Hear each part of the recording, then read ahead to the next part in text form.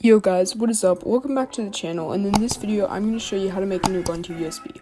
So first, go to the link in the description and click that big green download button. After this happens, you will see a pop-up in the left corner of the Ubuntu ISO downloading. Now head over to rufus.ie. Once you're here, scroll down until you see that download button. Click the latest version of Rufus. Now, let's wait till the downloads are done. Now, since our downloads are done, click on Rufus. Now, connect your pen drive and now select the boot image for the Ubuntu ISO that we just downloaded. Leave all these options the same, click on Start, click on Yes, and now click on Write in ISO image mode.